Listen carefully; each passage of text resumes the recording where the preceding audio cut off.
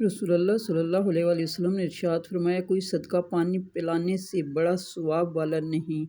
رسول اللہ صلی اللہ علیہ وآلہ وسلم نے فرمایا، میری امت کے 70,000 لوگ بغیر حساب کے جنت میں داخل ہوں گے۔ یہ وہ لوگ ہوں گے جو جھاڑ پھونک نہیں کراتے، بدشگونی نہیں لیتے اور اپنے رب پر بھروسہ کرتے ہیں۔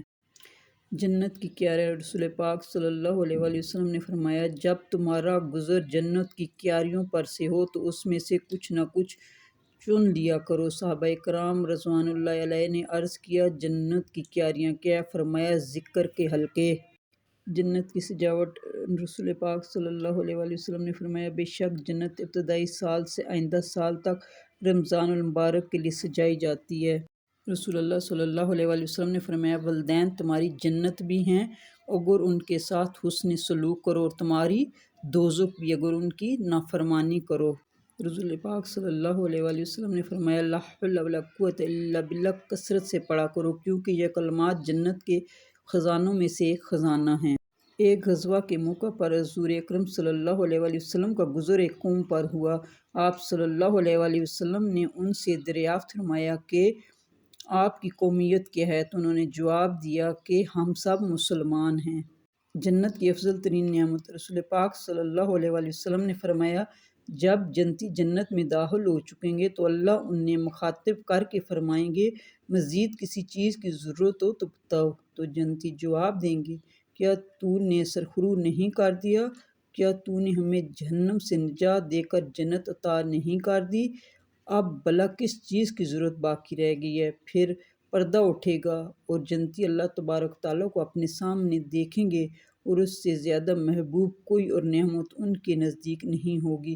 اس پر آپ صلی اللہ علیہ وآلہ وسلم نے قرآن کی یہ آیات تلاوت فرمائی۔ ترجمہ: جن لوگوں نے بھلائی کی راہ اختیار کی ان کے لیے اچھا بدلہ ہے اور مزید برآں بھی۔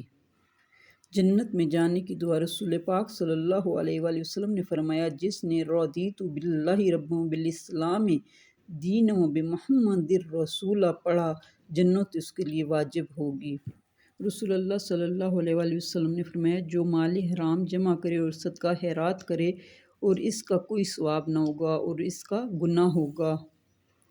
وضو کے بعد کلمہ شہادت پڑھنا۔ رسول اللہ صلی اللہ علیہ وآلہ وسلم نے فرمایا، تم میں سے جو اچھی طرح وضو کرے پھر یہ کہے، اشہد ان لا الہ الا اللہ وحدہ لا شریک لہ واشہد ان محمدا عبدہ ورسولہ، تو اس کے لیے جنت کے 8 دروازے کھول دیے جاتے ہیں، جس دروازے سے چاہے داخل ہو جائے۔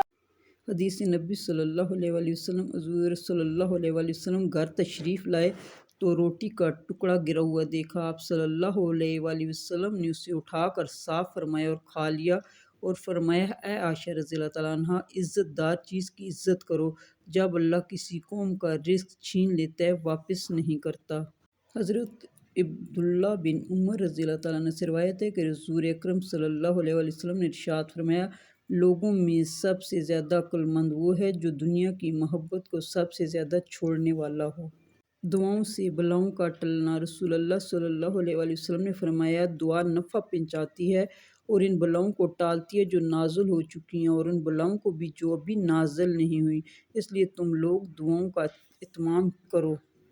رسول اللہ صلی اللہ علیہ وآلہ وسلم نے فرمایا، جس نے وضو ہونے کے باوجود وضو کیا اس کے لیے 10 نیکیاں لکھی جاتی ہیں۔ حضرت عائشہ رضی اللہ تعالیٰ عنہ نے بیان کیا کہ نبی کریم صلی اللہ علیہ وآلہ وسلم نے فرمایا کہ کلونجی ہر بیماری کی دوا ہے سوائے سام کے۔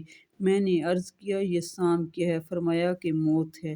رسول اللہ صلی اللہ علیہ وآلہ وسلم سے کہا گیا کہ یا رسول اللہ صلی اللہ علیہ وآلہ وسلم، مشرکوں پر بد دعا کیجیے، تو آپ صلی اللہ علیہ وآلہ وسلم نے فرمایا، میں اس لیے نہیں بھیجا گیا کہ لوگوں پر لعنت کروں، بلکہ میں تو باعث رحمت بنا کر بھیجا گیا ہوں۔ شوہر کے بھائیوں سے پردہ کرنا۔ رسول پاک صلی اللہ علیہ وآلہ وسلم نے فرمایا، نامحرم عورتوں کے پاس آنے جانے سے بچو۔ ایک انصاری صحابی نے عرض کیا، دیور کے بارے میں آپ کیا فرماتے ہیں؟ تو آپ صلی اللہ علیہ وآلہ وسلم نے فرمایا، دیور تو تمہارے لیے موت ہے، یعنی شوہر کے بھائی وغیرہ سے پردہ کرنا انتہائی ضروری ہے، کیونکہ وہ تباہی و ہلاکت میں ڈالنے کا بڑا سبب ہے۔ عورتوں کا چند باتوں پر عمل کرنا۔ رسول اللہ صلی اللہ علیہ وآلہ وسلم نے فرمایا، اگر عورت 5 وقت کی نماز پڑھے اور رمضان شریف کے روزے رکھے اور اپنی شرمگاہ کی حفاظت کرے اور اپنے شوہر کی فرمانبرداری کرے تو قیامت کے دن اس سے کہا جائے گا، تم جنت کے جس دروازے سے چاہو جنت میں داخل ہو جاؤ۔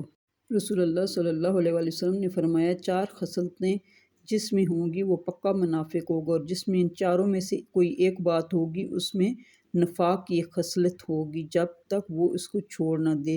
امانت میں خیانت، بات بات پر جھوٹ بولنا، عہد توڑنا اور جھگڑے کے وقت گالیاں دینا۔ سفیان کے ساتھ شعبہ نے بھی اس حدیث کو احمد سے روایت کیا ہے۔